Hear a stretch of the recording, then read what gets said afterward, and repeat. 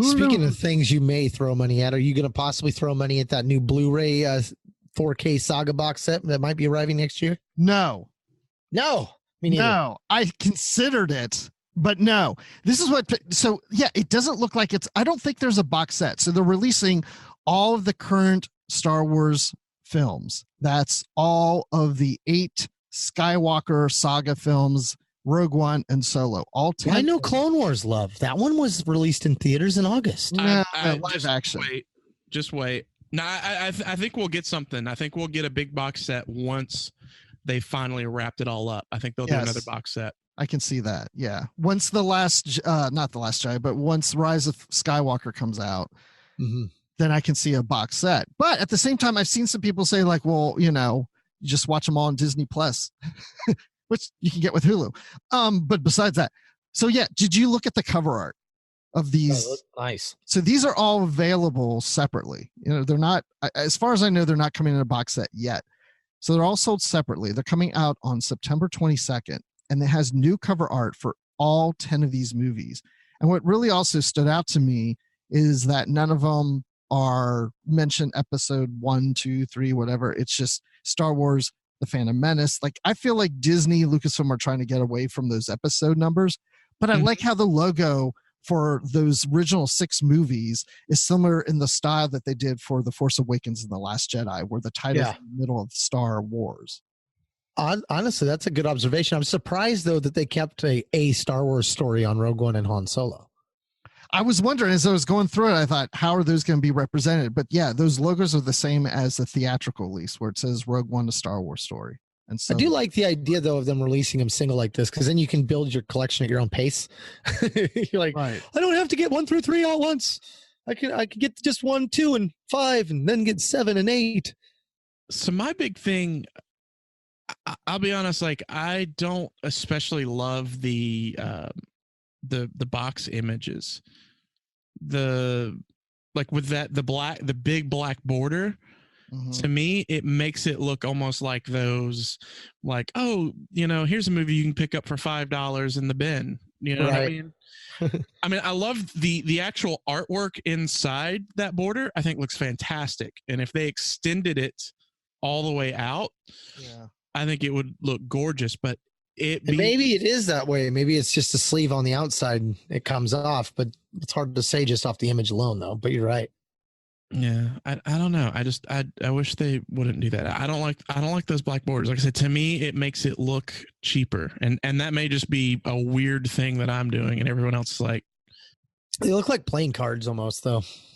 Yeah, I heard someone say it almost looked like some of those old VHS releases of the Star Wars movies. I do like, though, episode 3, how it's got the Death Star in the corner kind of popping out on the black. Solo's the only one that really does that the most. The others have just very subtle, just one ship here, pod racer there. Yeah. Well, it's kind of interesting how you can kind of see some parallels in them. Like, for instance, the way they've done the layouts. And of course, it's a lot easier because it's just right on top of each other. But Revenge of the Sith and The Last Jedi, like, that layout is almost identical. Yeah. Yeah, it's a mirror image of each other with their faces going down triangle versus up triangle with the top. Yeah, and there's now, I mean, it's a lot. It is different, but it has some similarities too with Attack of the Clones and The Force Awakens. Mm-hmm. No, I they're interesting to me because I like how they're all like different colors. Blue and then like a gold and a red and purple and so on and so forth. Going through, it would really look good on a shelf together, because they all have that same style to them.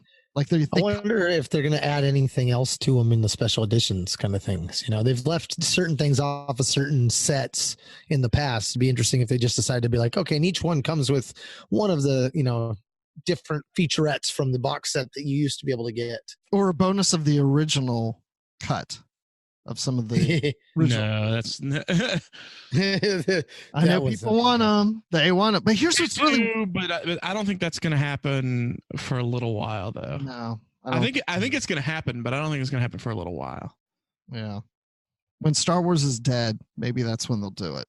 That will never happen. Star Wars will never die. But here's what's really weird to me is the pricing of these. So most of them are $26.02 in the US. That's the price of a brand new Blu-ray. Right. So, but that's most of them. However, Attack of the Clones, Revenge of the Sith, Rogue One, and Solo are $34.99. And then A New Hope is not even showing a price. That's got to be. Where are you seeing these prices? So that is coming. If you go to Blu-ray.com, those are the one. That's the site that broke this. Interesting. That can't be the regular MSRP. There's no way. I don't know. If you click on each. I wonder if you get those as a set, maybe. No, that'd be a weird set. Why would right?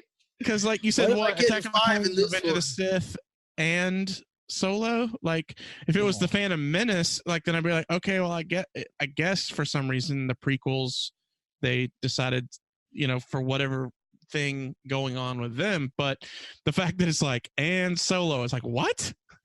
Those three don't really match. Yeah, I know it's kind of weird, but I don't know. It's early, not like the other one. They're not on sale yet, so maybe they're. I'm sure they're still working out in the fact that A New Hope doesn't have a price on it. So honestly, though, with those prices, and you think about what it is you're buying, I mean, they've been out for so long that those are going to drop in price so dang fast. I mean, most people already have them. There's very few people that don't. And they're going to be on Disney Plus. And if a lot of people have Disney Plus, they'll see them there. I mean, that's why I love the artwork of it. I like looking at these, but I'm not going to buy them because I already have all these on Blu-ray. Oh, and by the way, these come with the digital version too. That right there might be the only reason why I'd buy some of them. I would agree, but I don't have in digital. I just put down my $100 on the digital of the original 6 like last year. Because I was waiting for something like this, and I thought, okay, I can't wait anymore. But there you go. Yeah, but I like watching the movies on my iPhone when I eat breakfast. It's great. I got a good deal on some chocolate frosted flakes at the store. I don't know if they're not selling well because I never had them before, but I bought 2 boxes. And it's by the way, there's a rumor of a 4K edition of these coming. People are waiting for those. There's rumor that's coming next year, but that's just rumor. Did I say rumor? I said that. Yeah, because that's my thing is I'd rather not grab these, but I would love to have 4K versions at least, right? Like, yes, if this is essentially just because the thing is they've done this recently too, back when they did. I can't remember if it was everywhere or if it was just at Toys R Us, but I think it was everywhere. They did like steelbook versions and sold them individually, and those are really gorgeous too. But yeah, I don't. I knew you were gonna say but. But I don't want to spend that. No, you don't want to spend. That's a lot of money. I already have. It's gonna be a couple $100 for stuff you already have. Yeah. Just hold off on it. Wait till the Steelbook 4K comes out. That's the thing. 4K.